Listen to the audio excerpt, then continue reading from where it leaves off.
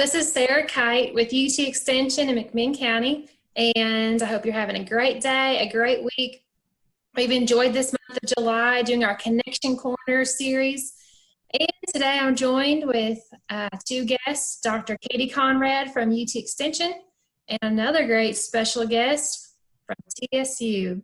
So today we're going to take a little bit of a turn with our Connection Corner and talk to all the couples out there. All right, thank you. Yeah, so we've spent our, I guess the past, 7 or 8 videos that we've created, it seems like it's been that many. And we focused a lot on parent-child relationships and helping children especially. And one area we've kind of missed is talking about couples. And that's just a really important part of,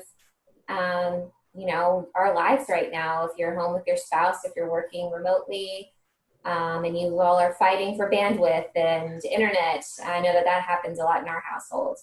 Or you may be, kind of two ships passing in the night and just trying to juggle all these competing obligations. And so we wanted to spend this week focusing specifically on couples relationships and ways to handle the stressors that are being intensified by the COVID-19 pandemic. So I invited today a very special guest from the Tennessee State University. This is Dr. Margaret Machara.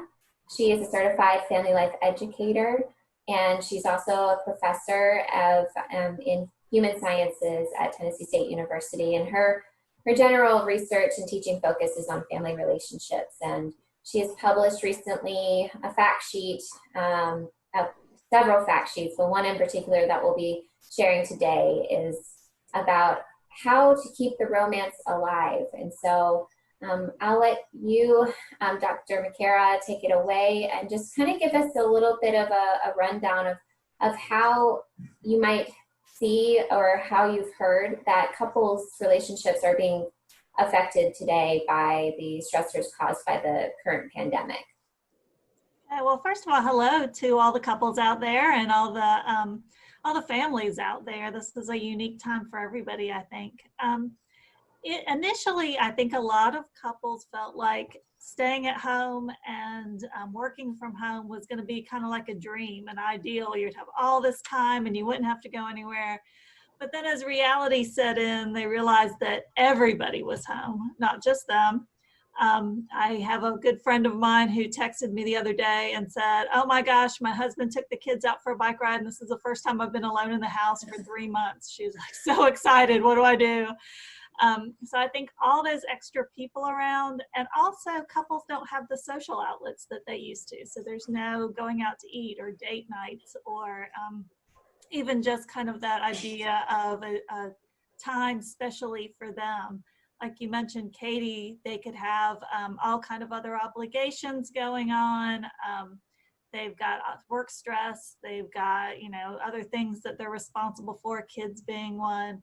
And so it's definitely not a vacation. I think it's the realization that a lot of couples realize when one member of the couple retires and they think it's going to be great, but then all of a sudden they're there all the time. Well, now younger couples are getting to experience that and navigate that. So we've got, job responsibilities we've mentioned. Along with that comes different work styles. So if one member of the couple is extra chatty while they're working, they've got plenty of time to share, then and the other member of the couple is not, they need to concentrate on what they're doing, then that can cause some problems. I know a lot of times couples will resolve that by working in different spaces. So one couple I know, he goes down to the basement, that's his office, and she's up in the den. And it's almost like they're going off to work in the morning. That's how they've structured it. But that style, that space, those responsibilities. One thing I heard fairly early, and I think we're going to see the outcome of that in a few months. I heard someone say at the end of all this, there's going to be a lot of babies or a lot of divorces or both. So all that time together can really cause some issues. And all this is in a cloud of other stressors. So you've got couples putting stress on each other, but there's a surrounding stress that they could be a resource for each other, but sometimes they're an additional stressor for each other instead. This can result in a lot of things that you all might be seeing in your own relationships. You know, bickering because you're having limited resource. Bandwidth, I think, was mentioned. That's a hot topic. Space, time, quiet, what music you put on while you work. You also might see some passive aggressive behavior. So couples that are already getting on each other's nerves might, in that irritation, do something that they know will bug the other couple, the other member of the couple. So, you know, we have a mask mandate now in Nashville. But before that, I knew a couple that the wife was extra nervous and edgy and always wore a mask out, and the husband was a little more relaxed. Well, he would forget to bring his mask when they'd go out together a lot. I'm not saying it was intentional, but it seemed a little too frequently, even with reminders to not be intentional. And the other thing that we might see is withdrawal. So, you know, your partner is getting on your nerves, too much together time. Sometimes they start separating, cutting off, withdrawing, and they can lose that connection.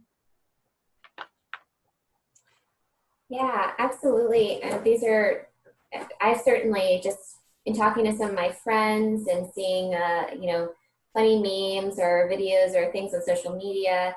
I definitely hear a lot of that. And, you know, one of the funny things that I especially when it first started, there were a lot of couples that were talking about their spouse working from home and saying things like, I didn't know my spouse was a I'll circle back type of worker, or and it's just really funny. Just you really intimately get to know them based on, you know, you don't usually work together if you're not a couple that works, you know, normally together, and then you're having to learn these new habits that you're like, oh, you're one of those. I didn't even know that.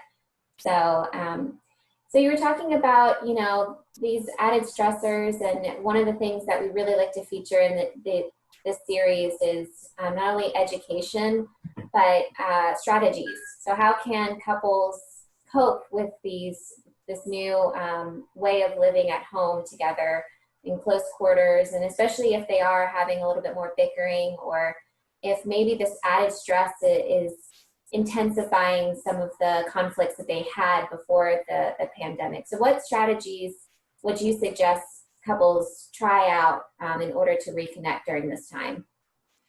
Well, I'm glad you asked that. And some of these strategies, actually, none of these strategies are brand new, out of the park, something that you have to totally learn new, but you have to apply them to this new situation. And where couples may have been kind of, you know, running along smooth, having no problems, now with these extra monkey wrenches thrown in, they might need to be kind of reminded of a few things. So first of all, I would suggest, you know, being respectful and communicating. I know, crazy, talk to each other.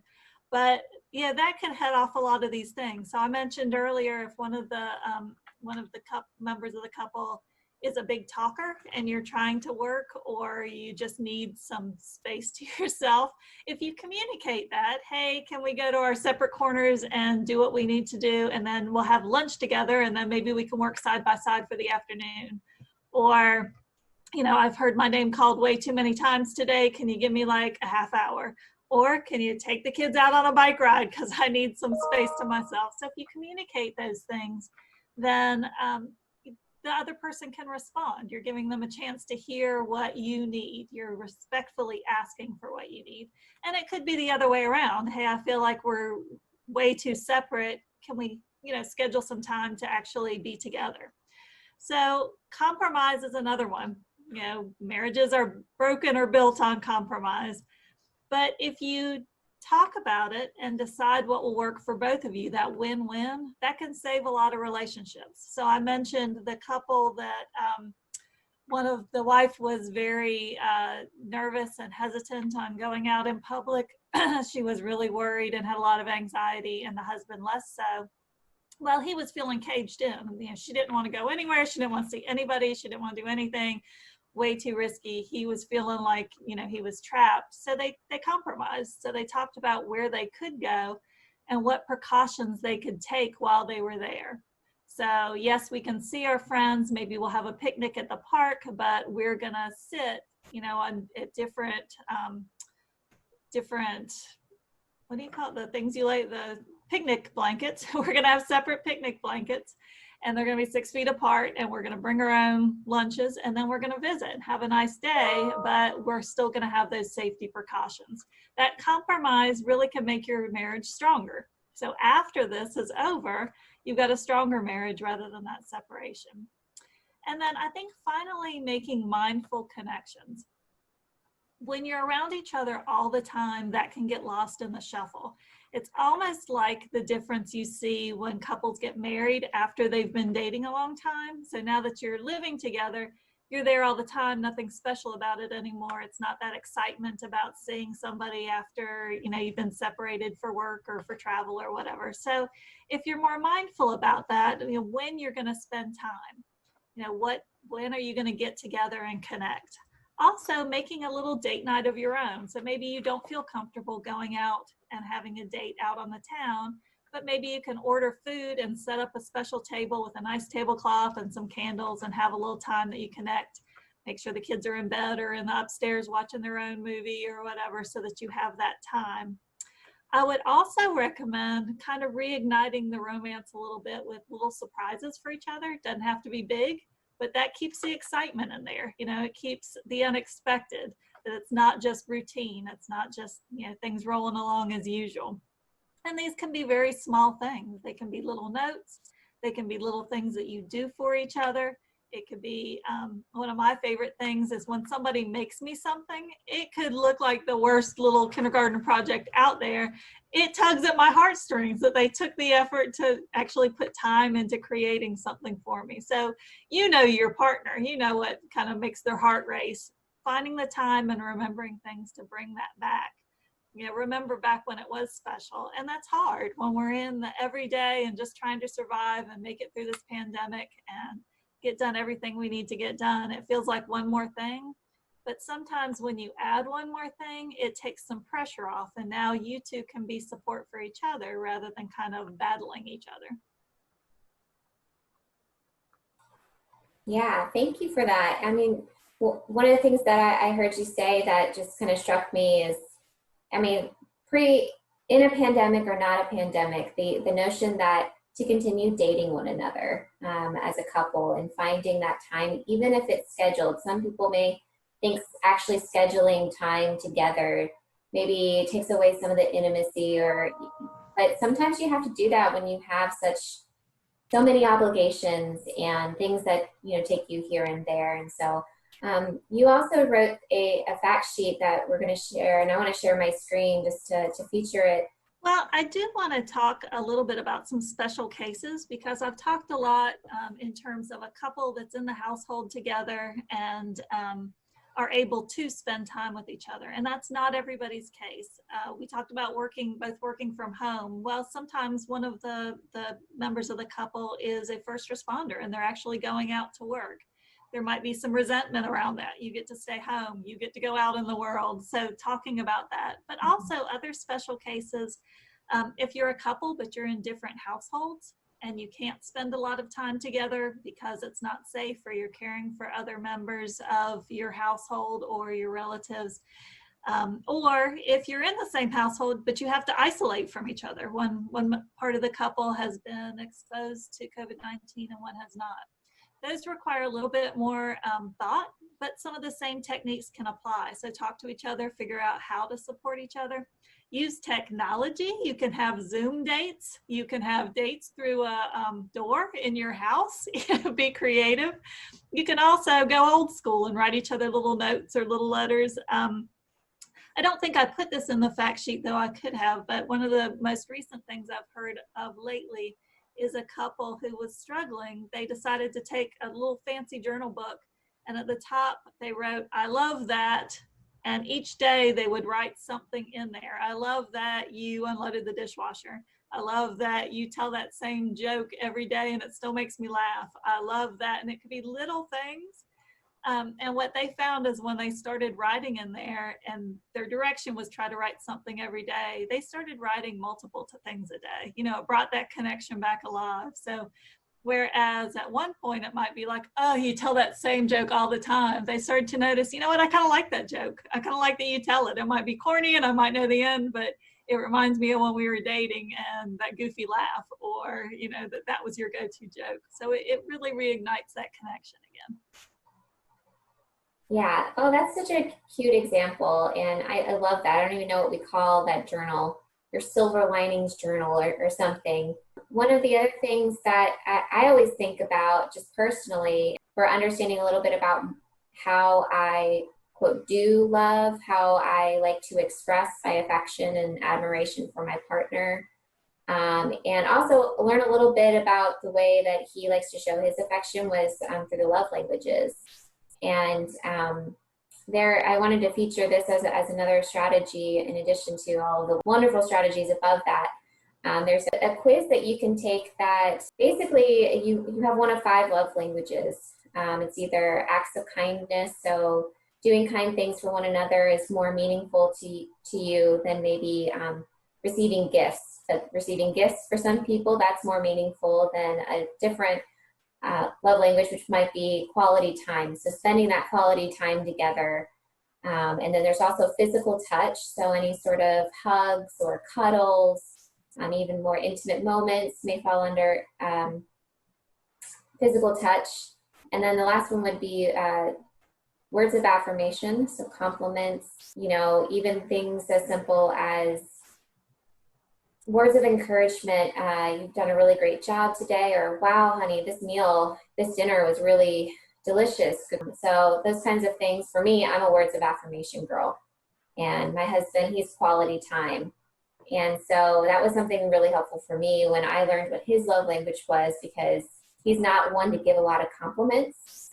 He said that his family, it was one of those things that he grew up, and while they gave some words of encouragement, some of those compliments were really saved for big events like graduation, versus my family was very much like, oh, you look so beautiful in that dress, or you got an A on your test, great job, let's go do something and celebrate. It's the small things here and there that were big milestones or celebrated. So it was something that we both had to learn together, that my partner, he loves to spend quality time together. And that's kind of how he shows his love and affection towards me, whereas I like to receive compliments, and I give a lot of compliments too to him. So we've kind of met in the middle. There's that compromise there of understanding each other's love languages. So this would be a really great resource. And then also in terms of couples communication, Sarah was going to share a little bit on active listening that she has taught on before. And of course, if there's anything else I'm missing, feel free to chime in. So, Sarah? Yeah, this has been a great discussion. I appreciate you joining us today.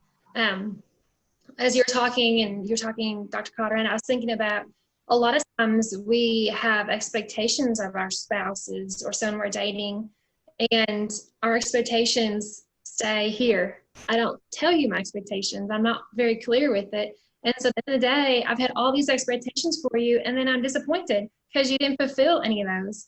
So part of, our relationships, we can have love letters, we can speak languages of love, but also part of that is just having that good communication and being very clear with what we need. And I love the love languages because at the end of the day or midday or as I wake up, I can say, I'm empty. I feel like my love tank is empty. And here's what I need from you. I appreciate you doing all the grocery shopping so I don't have to go to the grocery store. I'm glad you picked it all up. I'm glad you planned the meals, but I need you to X, Y, Z. And then you have that great dialogue. And as you're talking to each other, then comes in that great active listening where you're not just hearing the words. You can hear this video of us talking for the next 30 minutes, but are you actually listening to what's being said? And if I listen close enough, I'll be able to repeat what I just heard. And it's not like the, Linus, where it's like, wah, wah, wah, wah, wah, wah. And no one's actually listening. You just hear the volume of the voice. And sometimes as a parent, you think your kids don't listen. They just hear your voice again, they run. So I need to speak clearly, and then I need to have that validation from my spouse that, yes, I heard you. So you appreciated me going grocery shopping. Now you need me to actually make dinner? I'm like, yes, that's what I'm saying. I don't have time to make dinner. I feel overwhelmed, and you can go into it. But if you validate, you're just repeating what you hear. and that person speaking feels like they're being heard. And a big, big conversation, a small conversation, sometimes in relationships, we feel like we're not being understood. And that adds to the weight of the baggage of all these things that you're not clearly communicating. And it probably will intensify some stuff, even the little things. So make sure you validate, yes, I hear you, and what you're saying is, and then say it again. And then they know, and they feel like they're being heard because you care. And then you do hear what they're saying, so you're not like 10 days later, oh, what'd you say? And you miss that you're supposed to take the trash out because trash day's coming, and there's no trash bags, and now the trash is piling up, and then the store's closed, and all this stuff is piling up, and things are compounding. So active listening is really important to have those relationships flowing, and it's good in any marriage relationship, a parenting relationship, a coworker relationship, a stranger that you meet out there. I mean, it works in every relationship, saying, yes, I hear you. Here's what I heard. Is that right? So have you all ever experienced that in your homes as we're all just running around together and tempers flare, or maybe things are on cruise control? Do y'all ever find yourself having to remind yourself to be a good listener? Absolutely. Yeah, it's funny how sometimes the teachers are the ones that need to learn the lesson the most. And I love everything that you all are saying. Sometimes we know how we want to feel affection, and we put that on other people. You know, we say, well, why don't they feel loved? We're doing all these things. We're telling them compliments every day, or we're doing things for them every day. Why don't they feel appreciated?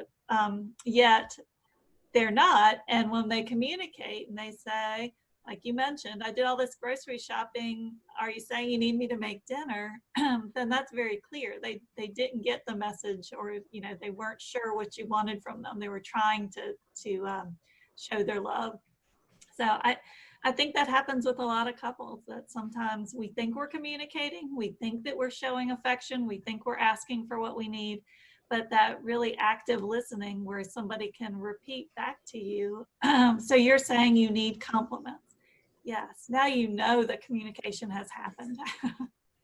Yeah, and have those couple check-ins where it could be the last day of the week and you're like, okay, I've really tried hard to meet your needs of what you've said. How am I doing? You know, they can give you whatever it is and then say, what's one thing that I can work on next week and do better? Because we always want to try to do better and make sure our spouse knows that we love them. And the thing about the love language is, I know how you want to be loved. You know, we think about the golden rule in friendship: treat others like you want to be treated. Well, the golden rule in marriage is to love them as they want to be loved.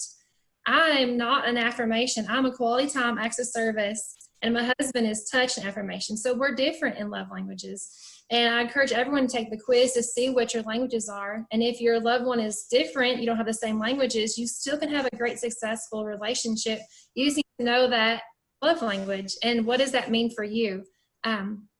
I need help around the house. I'm home all day. My husband's working outside the home. I'm here with my children who are little ones.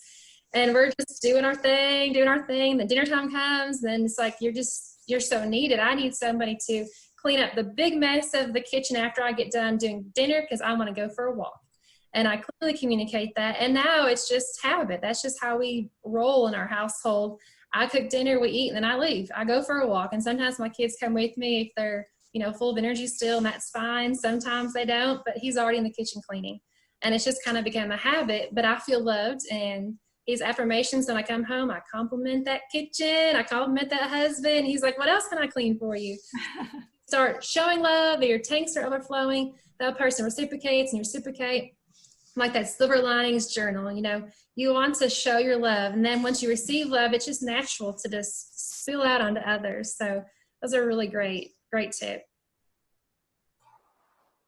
Yeah, and I will also, in our resources here at the end, I'll share a document, just a little simple guide for active listening. This one is for parents and guardians, but really it works, like Sarah said, it works for any relationship. It could be your best friendships. It could be your coworkers. In fact, therapists. If anyone has ever gone to therapy, they use active listening the entire time. So what I'm hearing you say is blah, blah, blah, blah, blah, blah, blah. And it really is a good tool to make you feel like you've been heard and validated. And, a lot of, I think, a lot of conflict is generated from not feeling like your opinion matters. And you just want to be, did you hear me? Are you listening? That's just something that I think a lot of couples fight about, is just not feeling validated, not feeling heard. And I think that's really important. This particular resource gives a couple other suggestions, but there's just some other things to consider when we're talking about communication. Communication isn't just what's coming out of your mouth and the words that you're saying, but it's how they're said. You know, your tone of voice, those nonverbal ways of communicating, your facial expression, eye contact. Eye contact can be really powerful when you're doing active listening, just looking into each other's eyes and, you know, showing that in addition to me repeating exactly what you said, I'm looking at you and I'm hearing you in that way. And then I don't know about you all, but have you all or know of anyone in your family who's a constant interrupter? You know, there's already thinking, all right, where's the next way that I can just insert this right at this moment? And maybe some of us are interrupters, but interrupting is one way to kind of derail active listening. So try your best as much as you can, maybe talk yourself off the ledge of interrupting just in the moment, because otherwise it'll kind of thwart those efforts for active listening. So we'll share this resource too. But otherwise, I think that I've said everything I wanted to say. Does anybody have any last minute suggestions, tips, strategies that they want to share? I don't. I just want to offer some encouragement. I know when we're talking about making relationships stronger, it sounds like work. People think relationships are supposed to just happen and be fabulous and last all their lifetime long.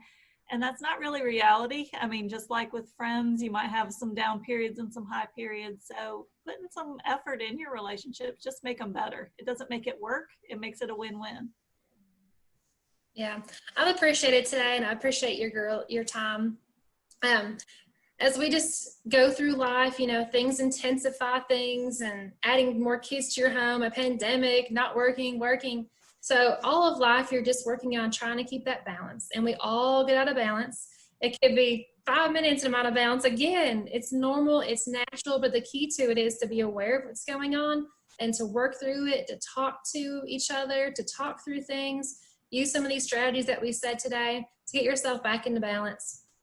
But to remember as a couple to work together, to be a team, to meet each other's needs, and just have those check-ins with each other to keep working towards happiness, and just taking care of yourself is really important in each other. And, you know, just get back into balance and just keep working at it, and, you know, just enjoy things. You know, so there's a lot of strategies we shared today. Try them all. They're very helpful. Any tools you can have in your toolbox are helpful. Just like making a recipe. If I didn't have a mixing bowl, I can't make the recipe. So the more tools you put in your toolbox, the easier it is for you to navigate and to get back to balance. And no, out of balance is natural. We all get out of balance. It's okay. So keep working hard. We love you all. We're glad that you joined us today for our Connection Corner. Use these tools, use these strategies, share them with others. We'll all get through this together. Keep smiling, and we'll see you all next Wednesday for another Connection Corner. Have a great day. Bye-bye.